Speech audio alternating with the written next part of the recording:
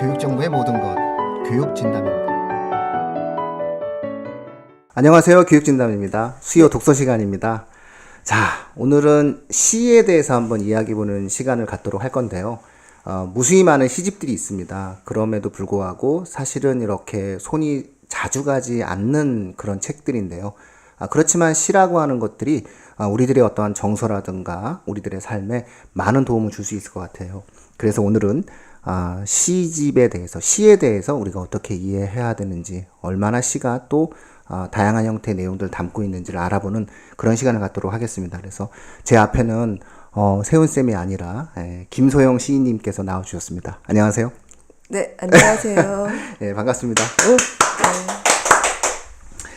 네, 김소영 시인님은 시집도 일단 그 문학과 지성사에서 내시고 지난번에도 한번 나와주셨었는데요. 예, 네. 오늘 어떻게 그 시인님의 시를 소개해 주실 건가요? 아니면은 다른 분의 시를 소개해 주실 건가요? 오늘 같은 경우에는 이제 백석 시인에 대해서 얘기를 해보는 시간을 가져볼까 해요. 네. 그쵸. 우리나라 사람들이 또 제일 많이 좋아하시는 분이죠. 예, 백석 시인에 대해서 한번 이야기해 주시고 싶다고 얘기하셨는데, 네. 어떤 면이 또 백석 시의 매력이고, 또 시에 대해서 이제 그 이야기를 해 주실 건지, 말씀 좀 부탁드릴게요. 네, 우선은 백석 시인은 대부분 사람들이 알고 있겠지만 그래도 간략하게 소개를 하면은 본명은 백기행이고요. 그 다음 필명은 백석입니다. 그 다음에 고향인 평북 지역을 여행하면서 방언이랑 토착어에 대한 시들을 많이 썼는데요.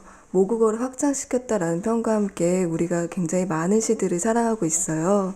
그런데 사실 제가 얼마 전에 통영에 한번 갔다 온 적이 있어요. 통영이요? 네. 통영 정말 좋은데. 그 회 드셨어요? 회도 먹었고요. 그 다음에 메기찜인가도 먹었고 메기알도 한번 그래요? 먹어봤는데요. 저는 그거는 못 먹어봤는데. 네, 그래서 사실은 어떤 특별한 맛이 있는 건 아닌데 식감이 굉장히 독특해서 별미라고 해서 한번 먹어봤는데 기억에 남아요. 저 통영 되게 좋아하는데. 중앙시장에 가면요, 이렇게 네. 그 횟집 팍 쭉 있잖아요. 회 파시는 분들이 네. 통영 중앙시장에 가면은 T자 골목이던데 이렇게. 저는 이렇게 좀 잘 가는 단골집이 있어요. T자 골목에 그러시구나. 왼쪽으로 꺾어지는 데가 거기가 좀 괜찮더라고요. 그래서 아주 그냥 물살이 되게 풍부한지 이렇게 그 큰 다라 같은 데다가 이렇게 막 놓고 네. 그래서 이 동네가 참 풍요로운 동네구나 이런 생각도 있고, 해수욕장, 예전에 제가 갔던 해수욕장이 있었거든요. 네. 통영 그쪽 그 해수욕장이 있었는데 지난번인가 저도 작년인가 또 한 번 갔는데 호텔이 생겼더라고요. 그 해수욕장 해변이 없어져가지고 어찌나 서운하고 속상하던지 제가 뭐 혼자서 중얼중얼 욕을 한 기억이 있습니다. 네. 윤희상 음악당도 있고. 네. 네네네. 아주 좋은 데 갔다 오셨는데. 근데 왜 갑자기 통영에 갔는데 백석 시인님이 생각이 나셨나요? 저희가 그래서 맛있는 걸 먹고 동피랑 서피랑을 구경하고 그랬는데 거기서 사시는 지인분이 백석 씨가 여기 있는 걸 알고 있느냐라고 저한테 물어보시더라고요. 네. 그래서 왜 정주가 고향인 시인인데 통영에 무슨 시가 있을까라고 생각을 했어요. 제가 예전에 백석 시인의 시 중에서 통영과 관련된 시가 있다는 건 알고 있었지만 그게 어디 있는지도 몰랐고 정확하게 어떤 내용인지는 몰랐거든요. 그런데 얘기를 들으니까 또 궁금해지더라고요. 그래서 이제 충렬사도 가보고 그 다음에 통영시가 이제 적혀 있는 거를 또 구경하고 왔습니다. 어디에 적혀 있었나요? 그 동피랑 서피랑이 있었어요? 아니요, 충렬사 건너편 공원에 긴 시가 있는 이제 시비가 있거든요. 네, 그래서 이제 사진만 찍을 줄 알았지. 그 날개, 그 동피랑 건물 가면요, 큰 날개 있어요. 줄 서 사람들이 사진 찍는데. 거기서 사진이나 찍지, 제가. 저도 아마 얘기를 듣지 않았으면 그냥 어떤 시가 적혀 있나 보다라고 넘어갔을 가능성이 크죠. 그런데 얘기를 들어봤으니까 한 번 더 봤고, 그 다음에 이제 통영에 사는 아가씨 난을 주인공으로 이제 남긴 시비라서요. 어머나. 네. 그거 한번 소개 좀 부탁드릴게요. 자, 청취자분들이 이제 드디어 이 아리따운 목소리에 시인이 직접 읽어주는 시낭송을 들으실 기회가 있습니다. 자, 볼륨 한번 크게 올리시고, 자, 들어주십시오. 네, 전문은 아닌데요. 조금만 읽어보겠습니다. 구마산의 선창에선 좋아하는 사람이 울며 나리는 배에 올라서 오는 물길이 반날간 나는 고당은 가깝기도 하다. 바람맛도 짭짤한 물맛도 짭짤한 전북의 해삼에 도미 가재미의 생선이 좋고 파래의 아개미의 호루기의 젓갈이 좋고 새벽녘의 거리엔 꽝꽝 북이 울고 밤새껏 바다에서 뿡뿡 배가 울고 자다가도 일어나 바다로 가고 싶은 곳이다. 정도까지만 읽어볼게요. 아, 이거 그냥 그림이 그려지는데요? 그 통영 그 새벽 바다에서 사람들이 막 일하고 이런 모습들이 있는 세상에 다 재능이 있어요. 그죠? 네. 똑같은 상황을 보면서도 그거를 글로써 사람들에게 이미지화 시킬 수 있다라고 하는 게 이 사람이 갖고 있는 천재성인 것 같네요. 네, 맞습니다. 아, 통영에 그냥 안 가신 분들도 바로 통영이 이런 느낌이었구나라는 것을 알 수 있겠네요. 아, 그 통영 참, 그럼 미륵산도 갔다 오셨나요? 아니요, 제가 많은 곳은 못 갔고요. 그래서 이제 저는 서피랑이 좀 마음에 들어서 거기서 아래 이렇게 쫙 보니까 통영이 전체적으로 다 보이더라고요. 네. 그래서 그렇게 보는 시간 잠깐 가지다 왔습니다. 아, 걷는 게 생각보다 동피랑 네. 서피랑만 걸어도 네. 그 거의 한 6, 7km 되는 것 같은 제 느낌으로는 꽤 중앙시장에서 이렇게 쭉 올라가는 거거든요. 네. 그래서 동피랑 서피랑 구경하시고 청취자분들은 구경하시고 내려오셔서 중앙공원에서 회를 드시는 게 맞아요. 왜냐하면 회 먹고 이렇게 술 한잔 하시고 올라가겠다 얘기하시면 못 올라가세요. 아, 네. 통영에도 백석의 시인이 있었네요. 백석의 시가 있었군요. 네. 네, 그래 사실 지금 통영 특집은 아닌데요. 지금 딱 놀러 가기 너무 좋은 시기이기도 하고, 그 다음에 또 통영시가 또 하나 백석이 또 적은 게 있거든요. 그래서 생각나는 김에 또 하나 잠깐 짧게 준비했어요. 이거는 조강에 발표된 통영이란 시고요. 옛날에 통제사가 있었다는 낡은 항구의 처녀들에겐 옛날이 가지 않은 천이라는 이름이 많다. 미역오리같이 말라서 굴 껍질처럼 말없이 사랑하다 죽는다는 이 천이 하나를 나는 어니 오랜 객주집에 생선가시가 있는 마루방에서 만났다. 저문 6월의 바닷가에선 조개도 우르 저녁 소라방등이 불그레한 마당에 김냄새 나는 비가 내렸다. 그렇습니다. 이 백석의 시는 좀 이렇게 뭔가 왠지 모르게 맛깔스러운 느낌이 나네요. 네. 예.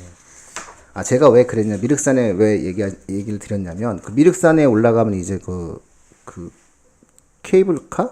비슷한 게 있어요. 아, 그걸 정말요? 타고 바다를 이렇게 건너서 미륵도에서부터 시작해가지고 이제 네. 통영 케이블카 타고 올라가면은 네. 거기에도 아마 시집이 있어요. 아, 그래요? 예, 거기에도 아마 정지용 시인의 시로 제가 기억하고 있는데 아마 정지용 님인가? 하여튼 거기에 시가 있어요. 제가 좀 틀릴 수도 있으니까 청취자분들께서는 제 네. 오랜 기억이니까 제가 이렇게 정서는 풍부하지만 그렇다고 시를 아주 좋아하고 시집을 끼고 사는 사람은 아니니까 좀 이해 부탁드리고요.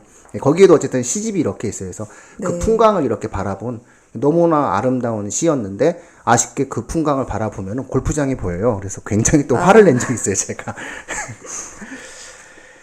자, 그런 어떤 느낌이네요. 그래서 네. 그 두 번째 좀 질문을 드리고 싶은 게 시의 매력은 뭐일까요? 그 진짜 시를 쓰시는 시인님께 제가 꼭 물어보고 싶은 게 있는데 도대체가 우리가 일상적인 평범한 사람들에게 있어서 시라고 하는 것이 어떤 매력으로 그 받아들이는 게 좋을까요? 우선은 저는 시를 쓰는 게 즐겁고, 물론 힘들 때도 있지만 좋아하는데요. 그런데 어떤 일에 매여 있거나 그러면 사실 시를 가까이 두기가 되게 어려운 상황들이라고 생각이 들어요. 그런데 읽어보면은 분명히 좀 낯설게 느껴지는 감각들이 있고요. 그 다음에 다시 한번 또 생각하면서 일상으로 약간 다시 돌아올 수 있게끔 해주는, 환기해주는 그런 역할들이 분명히 존재하는 것 같아요. 그러면 일반인들 같은 저 같은 네. 감성에 메말라 가는 사람, 그 일상에 너무 찌들어 있는 사람, 이런 사람들에게 시란 또 어떤 또 그 위로를 줄 수 있을까요? 저는 사실은 시집을 펼치는 것만으로도 위로가 될 때가 있을 거라고 생각이 들어요. 사실 책을 펼치는 것 자체가 되게 힘들 때가 많고요. 뭔가 출퇴근을 하거나 혹은 어떤 걸 계속 신경을 쓰다 보면 책을 가까이 두기가 너무 어려울 때가 많거든요. 그런데 지하철이나 전철을 타거나 버스를 타거나 그 혼잡한 곳에서도 뭔가를 읽어보려는 분들을 제가 볼 때가 있어요. 근데 그것만으로도 굉장히 위로가 되지 않을까라고 저는 이제 보면서 생각할 때가 많죠. 그렇죠. 시집보다 빨리 볼 수 있는 책은 없어요. 아, 그것도 맞습니다.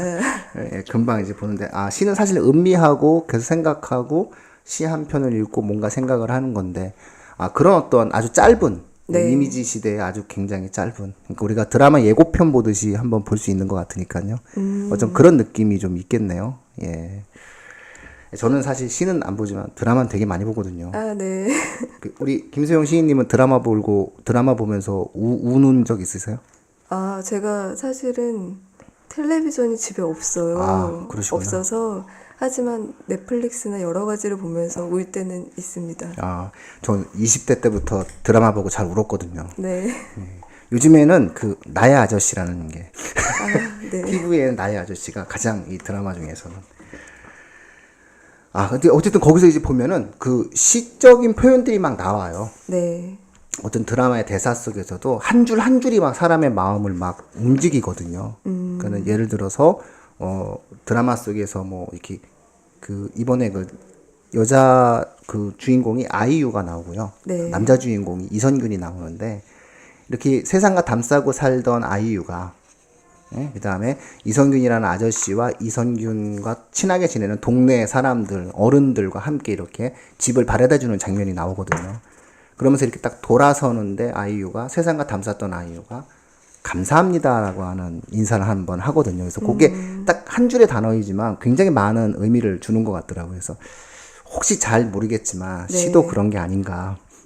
제가 안 봐서 정말 모르겠네요. 역시 우리 김소영 시인님은 뭔가 이렇게 유도신문을 해도 네. 쉽게 동의를 안 해줘요. 보통 사람 같으면 예, 뭐 그럴 수 있죠 이렇게 얘기하는데 저는 내가 안 봐서 잘 몰라요 이렇게 얘기를 해주시는군요. 자, 그러면 여러 시인들이 있잖아요 우리나라에는. 네. 뭐 지금 소개해주신 백석 시인님도 있고, 네. 그다음에 뭐 또 우리나라 사람들이 굉장히 많이 알고 있는 윤동주 시인도 있고, 네. 그다음에 뭐 이육사 시인, 만해 한용운 선생님, 네. 뭐 정지용 시인, 이제 각각의 어떠한 시인들의 어떠한 내용들이 있는데요. 이런 어떠한 여러 작가들의 어떠한 시에 대해서 우리가 한번 이렇게 각 작가마다의 어떠한 각각의 어떤 느낌들과 맛이 각각 다를 거잖아요. 네. 그런 어떠한 다양한 형태의 작가들의 어떠한 시를 감상을 하는 과정에 있어서 조금 저희 같은 일반인들이 편안하게 감상을 한다라고 얘기를 했을 때 어떤 것을 유의하면서 감상을 했을 때 좀 더 그 시인의 세계와 시에 대한 맛을 좀 더 느낄 수 있게 될까요? 저는 예전에는 그냥 우선은 읽어봐야 된다라는 생각을 하고 있었거든요.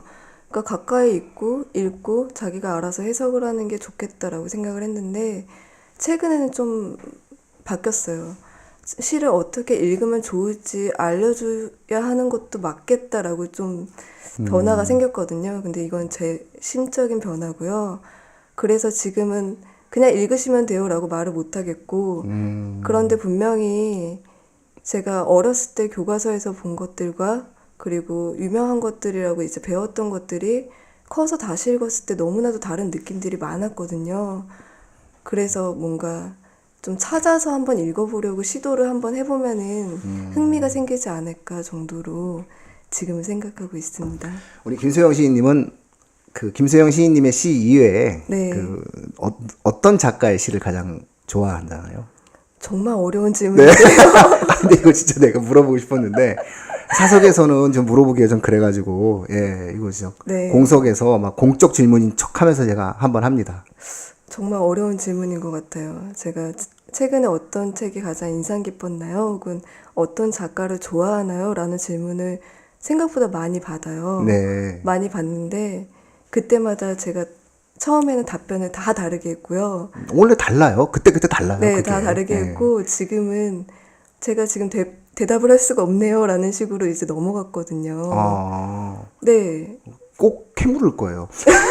아니 이제 있잖아요. 예를 들어서 이래요. 뭐 궁중 떡볶이가 좋아요, 아니면 빨간 떡볶이가 좋아요 이렇게 얘기하면 네. 아니 그건 그때 다르다. 네. 뭔가 이제 고기와 당면과 함께 먹고 싶을 때는 궁중 떡볶이가 땡기겠지만 매운 게 먹고 싶을 때는 빨간 떡볶이가 떠오른다. 이렇게 항상 얘기하거든요. 떡볶이에도 예를 들어서 국물 떡볶이가 있고 접시 떡볶이가 있다. 뭐 이러면서 그것처럼 이제 예를 들어서 꼭 먹는 걸 네. 비유해서 좀 그런데 특별하게 어떤 상황에서는 참 어떤 시가 내가 봤을 땐 좀 네. 좋았던 것 같다. 뭐 이런 어떠한 느낌 정도만이라도 한번 굳이 말씀해 주신다면은 상황을 이렇게 나누면 이제 좀 답변이 가능하실 것 같아요. 네, 지금 떡볶이 얘기가 나왔는데 사실은 떡볶이로 뭐 한정 지을 순 없지만 우리가 지금 백석 씨를 얘기를 하고 있었잖아요. 네. 백석 씨에서는 음식 문화에 관련된 것도 너무 많고 그냥 정말 맛깔스러운 표현과 함께 배가 고파지는 것들도 굉장히 많아요. 그래서 전 지금 백석. 지금 배고프세요? 지금 배가 고프진 않은데 그럼에도 불구하고 뭐 명태, 창난젓에 고추 무거리 막 이런 표현들을 보면은 한 상에 차려진 듯한 느낌이 좀 많이 들고요. 그 다음에 어떤 푸근한 느낌도 분명히 있어요. 지금 식탁이랑 약간 다른 느낌도 있거든요. 그렇죠. 예. 네. 예전 사람들이 먹었던 식탁이 지금과는 좀 다르죠. 네, 그래서 많이 좀 다르지만 굉장히 마음이 편안해지는 것들이 있고 그래서 지금 대답을 하자면 백석을 얘기할 수 있을 것 같아요. 백석은 뭐 제가 유일하게 알던 시인이라 제가 유일하게 돈 주고 시집을 산 게 있는데요. 그게 백석 시집이에요. 제가 처음으로 제 돈을 내고 시를 이렇게 돈을 주고 산 게 백석 시집이랑 그 다음에 이제 김소영 시인님의 시집 네, 감사합니다. 이 두 건이에요. 저는 뭐 사실은 그 나와 나타샤와 흰 당나귀라고 대부분의 대한민국 국민들이 너무나 좋아하는 백석의 네. 대표 시죠. 가난한 내가 아름다운 나타샤를 사랑해서 오늘 밤은 눈이 푹푹 내린다. 그래서 저는 이제 이 장면에서 산골로 가는 것은 세상한테 지는 것이 아니다. 세상 같은 것은 더러워 버리는 것이다. 요 문장을 보면서 제가 시라고 하는 것이 작가가 시대의 사람들이 갖고 있는 공통된 정서를 자국의 언어로 표현해내는 것이구나. 결국은 재능의 문제인 것이고 예술의 문제인 것이고 평범함과 비범함의 문제인 거구나. 시를 쓴다고 아무나 극적이면 안 되는 거구나. 이거를 여기서 전 진짜 처음 느낀 게 뭐냐면은 네. 평소 내가 우리 사람들 술 마시면서 얘기하잖아요. 그거 들어오니까 네가 버려 막 이런 거. 네가 들어 버린 거야 이러면서 이제 우리가 흔히 막 얘기를 하는데 이걸 이런 상황에서 이렇게 아름답게 표현을 해내는 걸 보면은 시라고 하는 것이 언어가 가지고 있는 생각을 그 상황에 맞게 정확하게 자국의 언어로 자국의 사람들의 느낌으로 이해를 하는구나.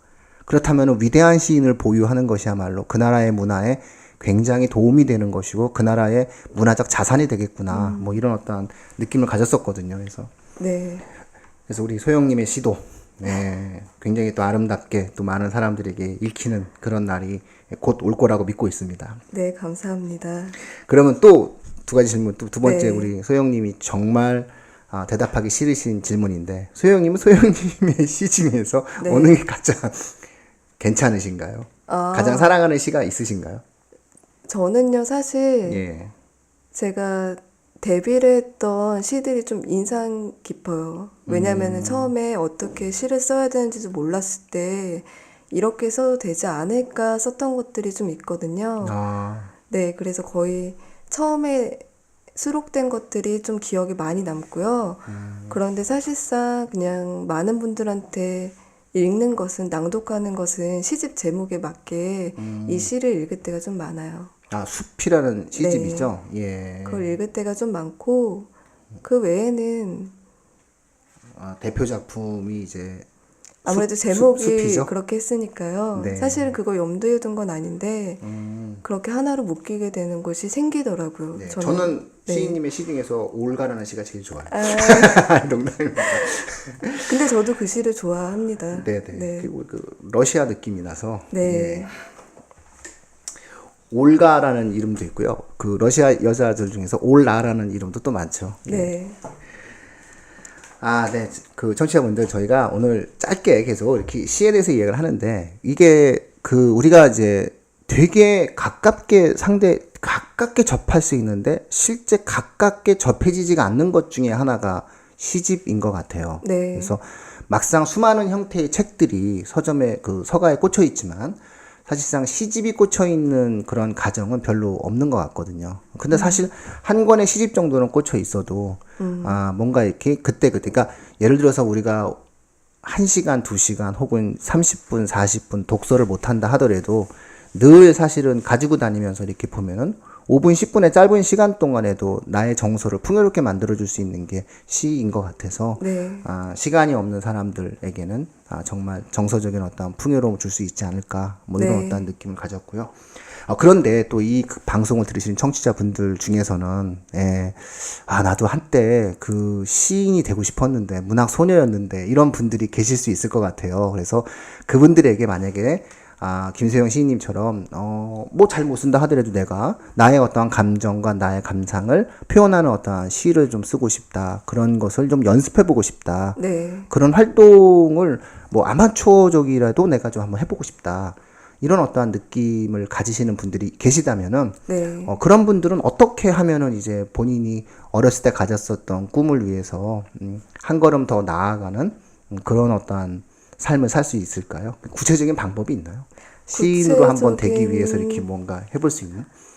구체적인 방법이라기보다는 우선은 목표 설정이 좀 다를 것 같아요. 그러니까 내가 시를 좀 읽고 좀 잘 쓰고 싶다, 지금부터 잘 쓰고 싶다가 있을 것이고, 그게 아니라 내가 어떤 프로가 되어서 시를 발표하고 책을 묶어보고 싶다라는 건 또 약간 다를 것 같고요.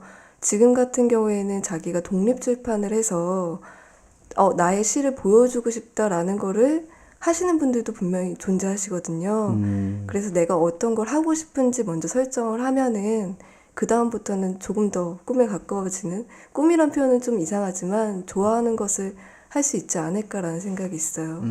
어떻게 연습을 하죠? 뭐 YMCA나 뭐 백화점 이런 데 가야 돼요? 아니면 어떻게 해야 돼요? 뭐 예를 들어 요즘엔 좀 젊은 시인들 혹은 젊은 시인이 아니라고 하더라도 시창작 강의를 하시는 경우가 굉장히 많아요. 그렇게 해서 뭐 시를 좀 써보기도 하고 그 다음에 시집을 매주 한 권씩 읽어오시기도 하거든요. 그러니까 직접 들어볼 수도 있는 것이고, 그게 아니라면은 어떤 시집들을 읽을지 리스트를 좀 정해서 해볼 수도 있는 것이고, 요즘에는 방법은 정말 많은 것 같아요. 뭐 몇 가지 예를 들어주세요. 이제 사실은 이 방송 들으시는 분들은 네. 그 구체적인 방법도 많다라고 얘기를 하는데 그것조차 네. 찾는 것도 힘들어 하세요. 쉽지 않은 일이잖아요. 네, 맞습니다. 네, 그러니까 뭐 어디를 가라 뭐 이렇게 구체적으로 얘기해도 돼요. 괜찮아요. 뭐. 제가 나중에 또 강의를 할 겁니다. 네. 네, 그런 건 아니고요. 그러니까 뭔가 방법이 많다고 했는데 사실 모르는 사람들이 더 많고 귀찮을 수 있다까지 사실 저도 알고 있는데요. 사실 귀찮게 자기가 하지 않으면 이거는 도저히 할 수가 없는 부분도 있거든요. 그래서 우선 찾아보셔야 합니다. 정말 쉽게 넘어오는 분들이 아니에요. 저희 독서 방송 해주시는 분은 세훈 쌤도 그렇지만은 우리 네. 그 소영님도 마찬가지로 아무리 옆으로 찌르고 뒤로 찔러도 본인의 원칙에 한 걸음도 물러섬이 없네요. 예. 저 같으면 그냥 벌써만 한 10개쯤 얘기했을 것 같아요. 어디도 가시고, 어디 가시면 좋아요. 이러면서, 그런 느낌. 벌써 보세요, 벌써. 통영 얘기하니까 그 중앙시장 T자 골목에 이쪽으로 쭉 들어가서 왼쪽으로 꺾어지라고 얘기하잖아요. 네, 너무 좋은 정보를 제가 얻었습니다. 예, 그리고 이상하게 그 통영에 가서 중앙시장 회를 드실 때는 네. 보통 2만원, 3만원, 5만원짜리가 있는데, 네. 5만원짜리 먹는 게 좋을 것 같더라고요. 그게 자연산이 좀 많더라고요. 정말요? 예, 가성비가 좀 다르더라고요. 그래서 네. 물론 각자의 어떤 취향이지만 제 입맛에는 그게 훨씬 더 양도 많고 이렇게 보니까 괜찮더라고요. 그리고 양념장 파시는 분들도 다 괜찮아요. 보면은 역시 풍요로운 곳에서 놀면은 네. 풍요로운 어떠한 느낌을 가질 수 있는 것 같아요. 네, 지금 알짜 정보들이 나가고 있으니까요. 기억하시면 좋겠습니다. 제가 그 호텔 지금 어떤 특정 호텔을 말해서 뭐한데 네. 그 새로 생긴 호텔이에요. 그 네. 2017년인가 아마 윤희상 음악 기념관 옆에 이렇게 오픈을 했는데 네. 그 호텔 앞이 원래 해변가에 아주 작은 너무나 작은 미니 해수욕장이었어요. 통영에. 밤에 보름달이 뜨는 날 제가 네. 거기서 무슨 호수인 거예요. 바다가 아니라. 네. 그때 누가 저한테 선물로 한산 소곡주를 대병을 준 적이 있거든요. 네. 제가 그 달을 보면서 진짜 좋은 사람들과 함께 그 한산 소곡주를 그 대병을 다 마신 기억이 있거든요. 그래서 정말 풍요로운 곳이고 너무나 아름다운 곳이었는데 막 그게 사라지니까 그러니까 아 내가 공간이라고 하는 것에서도 정이라는 거를 주었구나. 그러니까 네. 단골집 사라질 때의 그 아주 속상한 마음이 이번에 통영 가가지고 너무너무 사실은 속상했었거든요. 그 해변에서 그 해변이 이제 막 물론 이제 그게 모래가 없어져가지고 사라졌을 수도 있고요. 근데 그 위에 사구에다가 그 거대 건축물을 지으면 사실은 모래가 쌓이지 않기 때문에 어차피 그 해변은 사라지게 되어 있거든요. 그래서 그런 어떠한 속상함이 있어서 제가 가장 사랑하는 해변이었어요. 제가 해운대 다음으로 좋아하는 바다였는데, 예, 그래서 해운대는 워낙 오랜 추억이 있어가지고 그래서 해운대에 만약에 그 모래가 없어지면 내가 돈을 보태서라도 뭐 10,000원 내기 운동 이런 거 해서라도 모래를 사서라도 이제 깔아야 되는 건데 뭐 이런 생각을 했는데 한번 봄 그 여행 일정 잡으신다면은 네. 뭐 통영 가시면은 너무나 뭐 좋은 곳이 많죠. 통영에서 네, 또 이렇게 많았어요. 남해안 고속도로 타고 남해 쪽으로 가도 정말 좋은 곳이 많습니다. 여행을 한 2박 3일 하실 분들은 여수 먼저 찍고 이렇게 통영으로 넘어가시는 게 또 제가 또 추천해 드리는 코스입니다. 네. 제가 좀 그 돌아다니기를 많이 좋아하죠. 예. 얘기 들으니까 지금 시 얘기하다가 갑자기 여행 가고 싶다는 생각이 너무 많이 드네요. 왜냐면 이제 시를 읽으면요 여행을 가고 싶어져요 저는.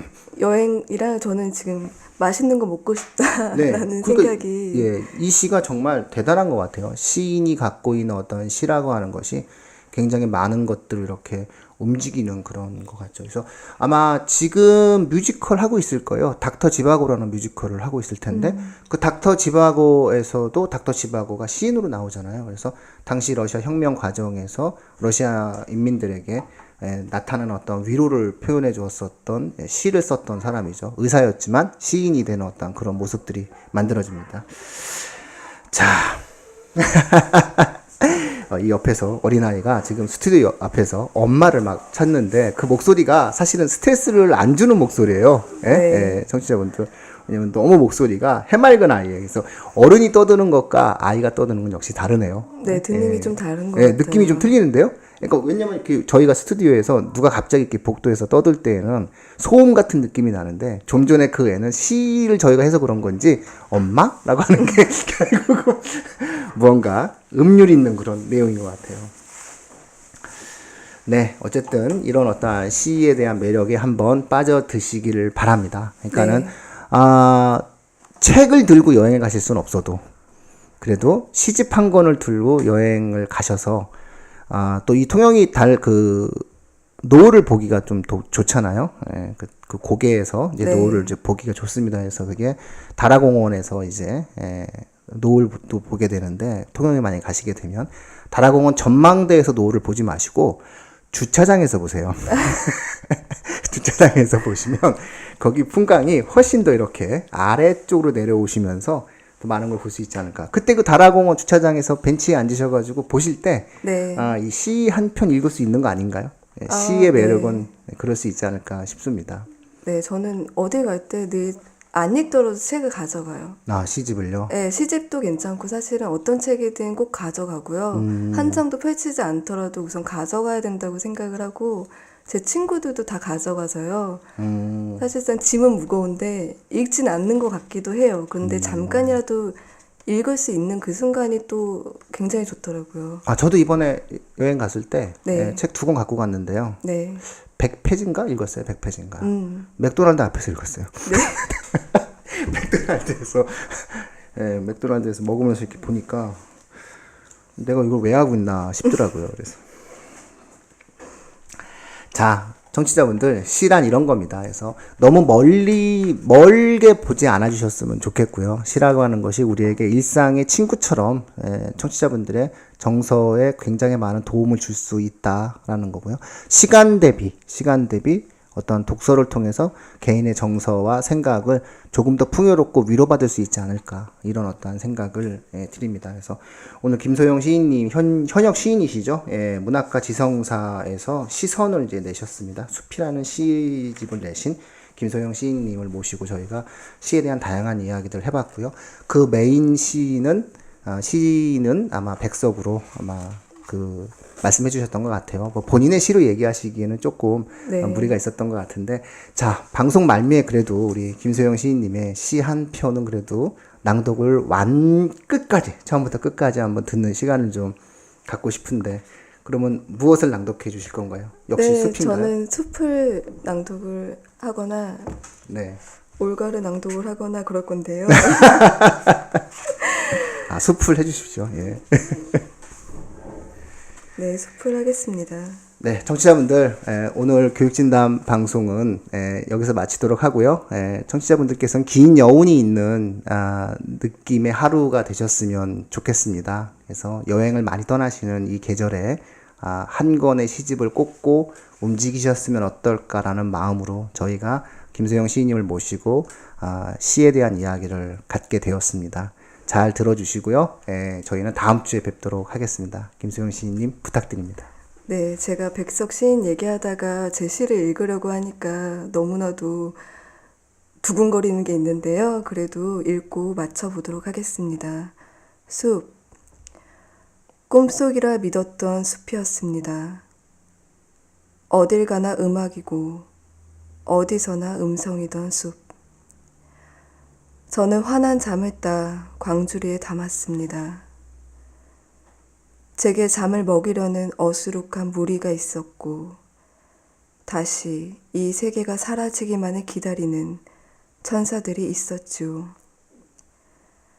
밤마다 불 피우며 땅속에다 숲을 두고 돌 속에다 숲을 두고 주머니에도 발가락 사이에도 두었습니다. 이미 죽은 당신에게 총을 겨누는 병사들과 당신을 묻기 위해 땅을 파는 인부들과 숨겨둔 숲을 찾아 도끼질하는 벌목꾼을 피해 그리하여 숲은 만들어졌습니다. 숲을 두고 숲을 두고 그저 당신과 하루만 늙고 싶었습니다. 빛이 주검이 되어 가라앉는 숲에서 나만 당신을 울리고 울고 싶었습니다. 울고 싶었습니다.